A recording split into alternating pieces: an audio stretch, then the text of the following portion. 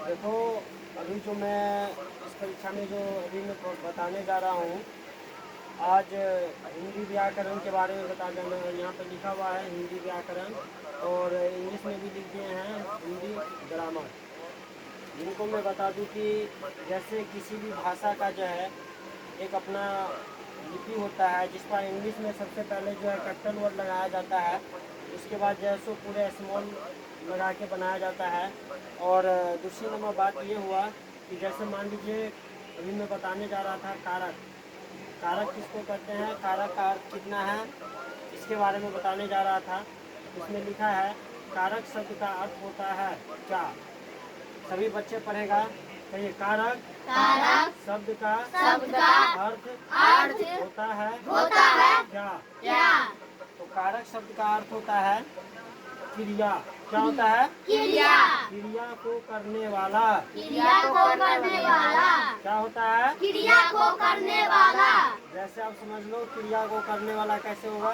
मान लीजिए इस संसार में कोई भी व्यक्ति जो है वो कारक है। कारक का मतलब होता है क्रिया, क्योंकि जब तक हम इस शरीर को काम नहीं लेंगे ये शरीर जो है सुस्त हो जाएगा, अनेकों प्रकार की बीमारियों से ग्रस्त हो जाएगा। क्योंकि ये शरीर जो है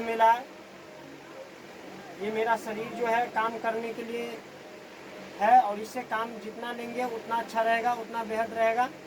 तो कारक का मतलब होता है क्रिया करने वाला। यहाँ पे सिर्फ मानव ही नहीं क्रिया कर सकता है, जीव जंतु भी क्रिया करते हैं, पेड़ पौधा भी क्रिया करते हैं, सभी क्रिया करते हैं। अब कारक के जो है सो पढ़िए, कारक के कितने प्रकार होते हैं। 8 प्रकार होते हैं। 8 प्रकार होते हैं। कितने प्रकार होते हैं, 8 प्रकार 8 होते हैं। प्रकार। कारक का पहला नंबर कर्ता ने। कारक का पहला नंबर क्या है, कर्ता ने। कारक का दूसरा नंबर कर्म को।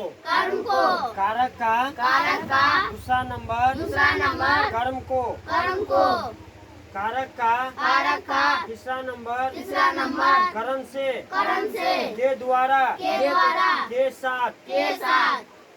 कारक का चौथा नंबर संप्रदान को के लिए। अब कारक का पांचवा नंबर अपादान से अलग होने का सूचक।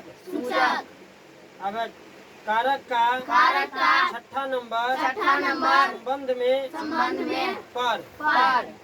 अब यहाँ पर तुम सभी विद्यार्थियों ने जो अभी पढ़ाई किया है, कारक शब्द का अर्थ होता है क्रिया को करने वाला, जिसमें 8 गो पंक्ति है। 8 शब्दों में इसका उदाहरण पेश किया गया है। अभी मैंने 6 शब्दों तक बता दिया है, और अब जैसो 2 शब्द इसके बाद लिखाएगा। और इसमें मैं जैसे पहला में था कारक का पहला नंबर होता है कर्ता ने, इसके बारे में भी बताएंगे कि कर्ता का क्या अर्थ होता है, कर्ता कैसे होता है। फिर बताएंगे कर्म का क्या अर्थ होता है, कर्म कैसे होता है। इस सारे के विवरण के बारे में बताएंगे।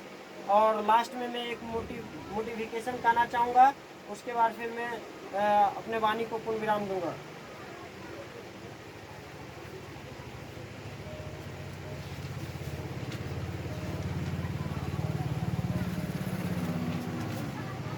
मोटिवेशन लिखा है, लोगों ने धमकियां दी कि मैं कम वक्त डूब जाऊंगा।